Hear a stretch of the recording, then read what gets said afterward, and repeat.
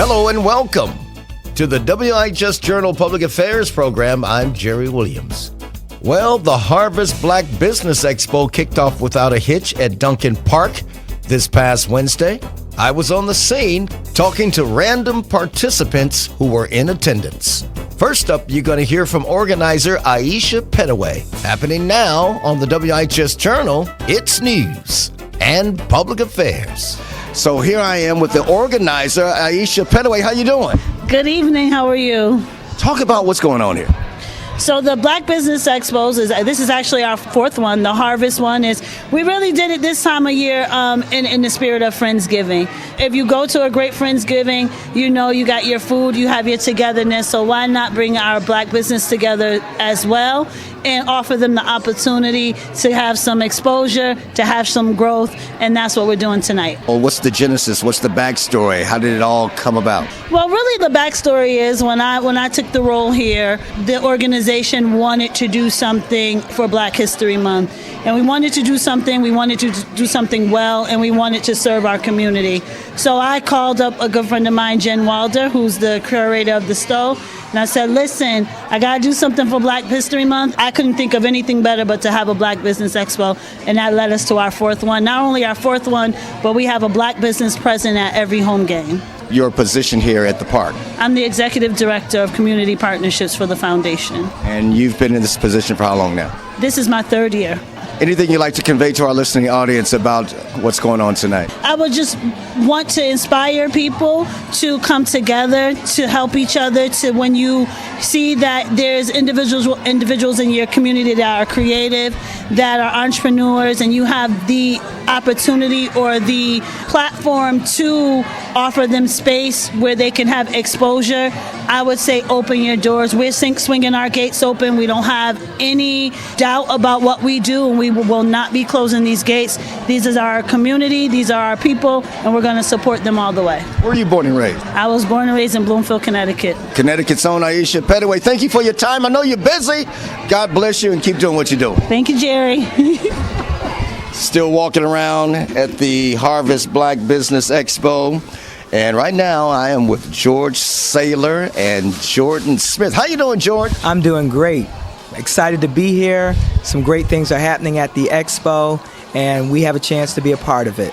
See, I wouldn't have even known about this event until George explained it to me and told me about it in drama rehearsal. So here I am out in the community as Community News Director. So talk about what you got going on here at the Expo. Jordan and I have a business called G&J Skateboards, and we custom design skateboards.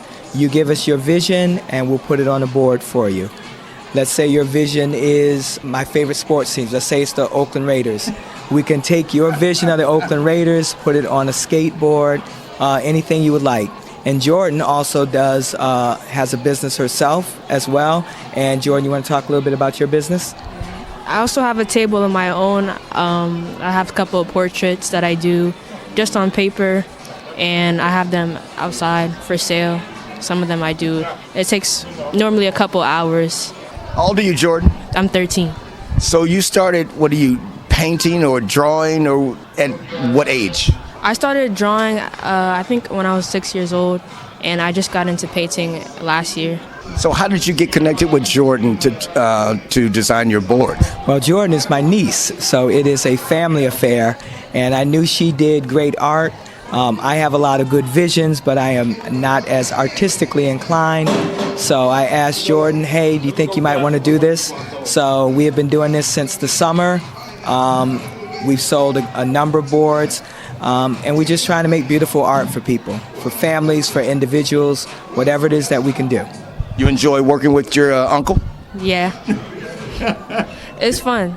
I like to make the skateboards. I like when I see it and I actually like it. All right. Well, I pulled them away from their table. I'm not going to hold you, because I know you got to get back. So thank you so much. Keep up the good work, Jordan. Thank you very much. And as we say at G&J Skateboards, come roll with us. And I'll see you in rehearsal. Absolutely.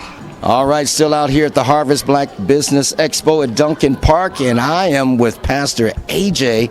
Johnson. Pastor A.J. of Urban Hope Refuge Church in Hartford, and he's the owner-operator of the Hat House. How you doing, brother? I'm good. Happy to be here. Happy to be around other black business owners. And happy to be on 104.9, man. I grew up listening to the station with my mom, man. So this is full circle, man. This is totally full circle. Yeah. So you still pastoring? Yeah, I'm still pastoring Urban Hope Refuge Church at the corner of Westland and Barber Street in Hartford. It's a vibrant apostolic church in the corner of North Hartford. I'll put it like that. And it's a ministry that my father built 50 years ago. He passed, and the church voted for me to be the pastor, and I've been pastoring on the corner of Westland and Barber Street in North Hartford for the last 9 years. And I understand you also do some political work or something like that? Absolutely, yeah. I believe that the gospel is one thing, but I believe that the gospel also has to interact in politics. So I've been a community organizer for the past 10 years. I served on the Hartford Board of Education as the vice chair for about 4 years, and just changed laws and policies through building leaders and building the social justice arm of the church. There's 2 feet to the church. There is a charity and there's justice. And we do a lot of charity, but I focus on justice. I believe God calls us to do justice. Amen. If you're just joining us, I am with Pastor AJ of Urban Hope Refuge Church.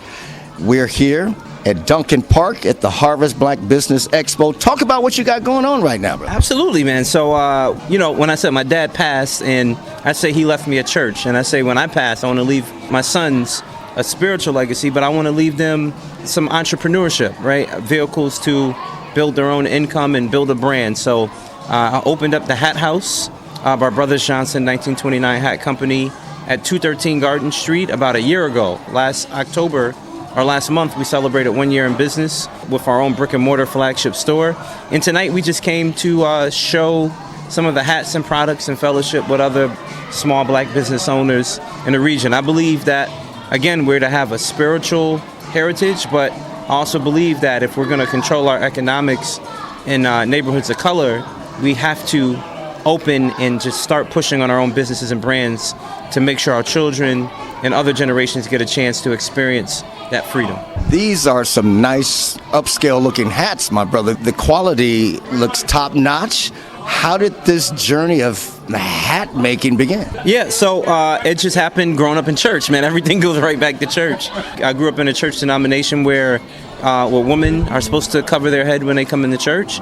And I grew up watching how women created beautiful hats to show up on Sunday mornings, and how my dad would, growing up in Harlem, guys would come to church with these nice hats. And so it's been a part of my culture for a long time, and I wanted to bring my culture, right, to the marketplace.